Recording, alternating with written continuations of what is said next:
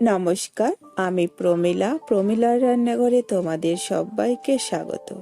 আজকে আমি খুব সহজ পদ্ধতিতে ডিম পরোটা বানিয়ে দেখাবো। এই পরোটা তোমরা বাচ্চাদের স্কুলের টিফিনেও বানিয়ে দিতে পারো, আবার বাড়িতেও ব্রেকফাস্ট হিসেবেও সবাই খেতে পারো। খুব পছন্দ হবে সবারই, আর হাতে কম সময় থাকলে খুব ঝটপট কিন্তু এই রেসিপিটা বানিয়ে নেওয়া যায়। চলো দেরি না করে ভিডিওটা শুরু করি, আর তোমরা পুরো ভিডিওটা দেখো, স্কিপ করো না। এই পরোটা বানানোর জন্য প্রথমে একটা পাত্রে আমি নিয়ে নিচ্ছি 2 বাটি মতো ময়দা। তোমরা এটা আটা দিয়েও করতে পারো।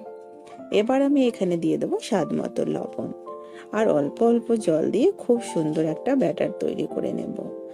অল্প করে জল দিচ্ছি আর একটা হ্যান্ড হুইস্কের মাধ্যমে ব্যাটারটা তৈরি করে নিচ্ছি। তোমরা কাঁটা চামচ দিয়েও কিন্তু ব্যাটারটা তৈরি করে নিতে পারো, যাতে কোনো দলা না পাকে বা গোটা গোটা অংশ যাতে না থাকে। জলটা অল্প অল্প করে দেবে, খুব ঘন বা খুব পাতলা করে ব্যাটারটা তৈরি করব না।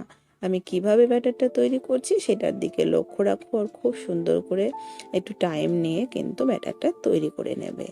দেখো খুব সুন্দর কিন্তু ব্যাটার তৈরি হয়ে গেছে। আমি তোমাদেরকে চামচ দিয়েও দেখিয়ে দিচ্ছি। তার আগে 1 চামচ মতো সাদা তেল দিয়ে দিলাম। এবার তেলটা খুব ভালো করে আবারও মিশিয়ে নিচ্ছি চামচ দিয়ে। আর ব্যাটারের ঘনত্ব ঠিক এরকমই হবে। দেখো খুব পাতলাও না, খুব আবার ঘনও না। ব্যাটার একদম রেডি হয়ে গেছে। চলো একটা পাত্রে আমি 2টো ডিম ফাটিয়ে নিই। তো একটা ছোট্ট একটা পাত্র নিয়েছি, আর আমি ডিম দুটোকে ফাটিয়ে নিচ্ছি।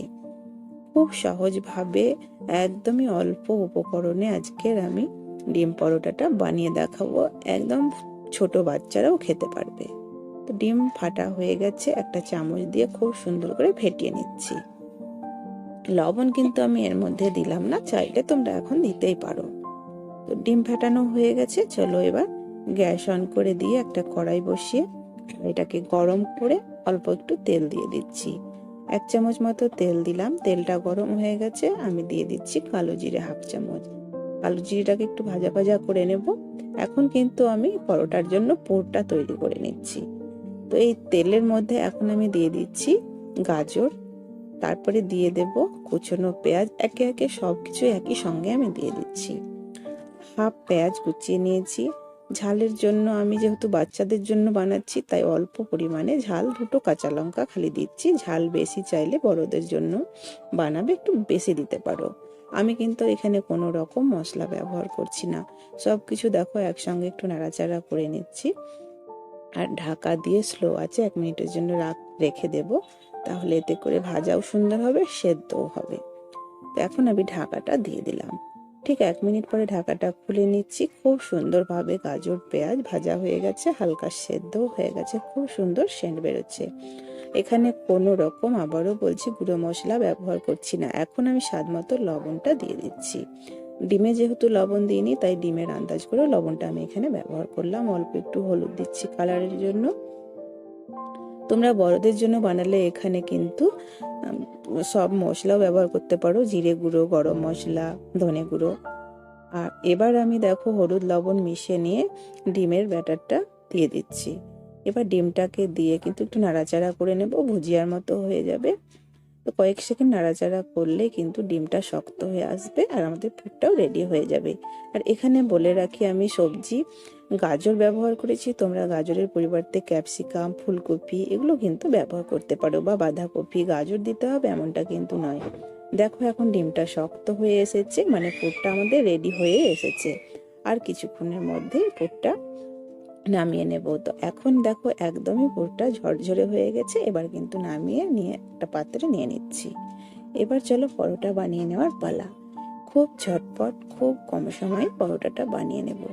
একটা পাত্র বসিয়ে দিয়েছি ননস্টিকে, আর অল্প একটু তেল আমি দিয়ে দিচ্ছি। ব্রাশ থাকলে ব্রাশ করে নেবে, আমি কিন্তু খুন্তি দিয়ে একটু তেলটা লাগিয়ে নিচ্ছি। এবার এর মধ্যে অল্প ছোট চামচ দিয়ে বা ছোট হাতা দিয়ে 2 হাতা মতো ব্যাটার আমি দিয়ে দেব। এর থেকে কমও কিন্তু তোমরা দিতে পারো। এবার ওই হাতা দিয়ে রুটির মতো একটা শেপ দিয়ে নিচ্ছি। গ্যাসের ফ্লেম কিন্তু এখন আমি একদম মিডিয়ামে রেখেছি। তো রুটির মতো শেপ দেওয়া হয়ে গেছে। কিছুক্ষণের মধ্যে কিন্তু শুকোতে শুরু করে দেবে।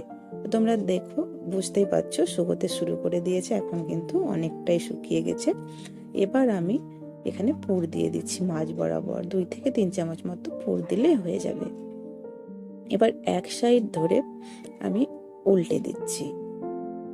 ব্যাস, এবার কিন্তু হাত দিয়ে একটু চেপে চেপে দিলেই মুখটা কিন্তু এঁটে যাবে। আর যদি তোমাদেরকে গরম লাগে তো খুন্তি দিয়ে চেপে দেবে, মুখটা সেট হয়ে যাবে, বেরিয়ে যাওয়ার কোনো ভয় নেই। তো খুন্তি দিয়ে এভাবে চেপে দেবে। এবার অল্প অল্প তেল দিয়ে সুন্দর করে পরোটাটাকে মিডিয়াম আঁচে উল্টে পাল্টে ভেজে নিতে হবে।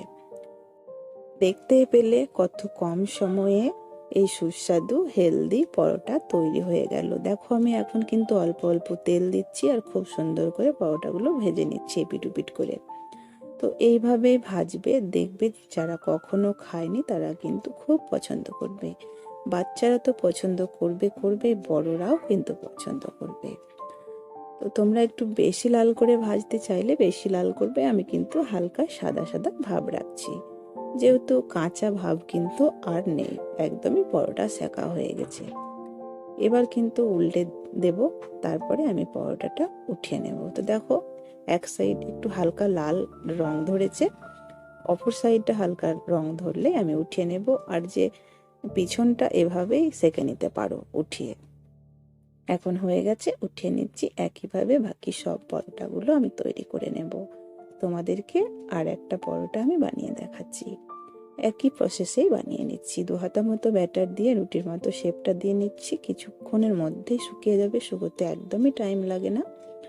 তারপরে 2 থেকে 3 চামচ মাছ বরাবর পুরটা দিয়ে দিচ্ছি।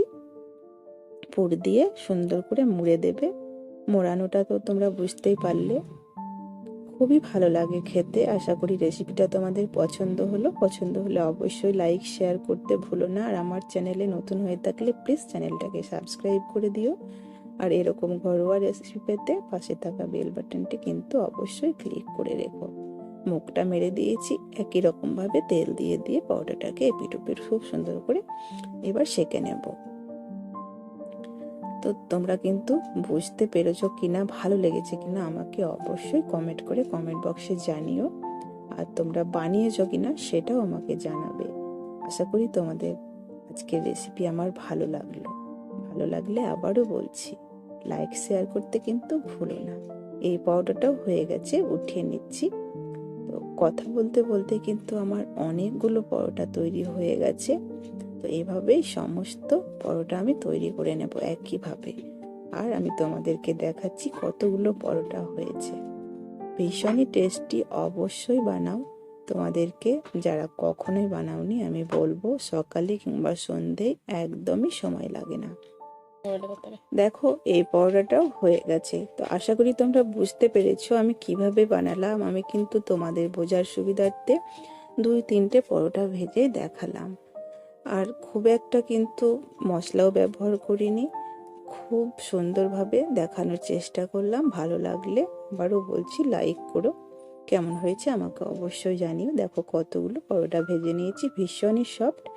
তো এইভাবে যদি বাচ্চাদেরকে ডিম পরোটা বানিয়ে দাও, বাচ্চারা কিন্তু ভীষণ খুশি হবে, খেতে কিন্তু একটু অন্যরকম লাগবে। আজকে এ পর্যন্তই, ভালো থেকো, দেখা হবে পরের ভিডিওতে।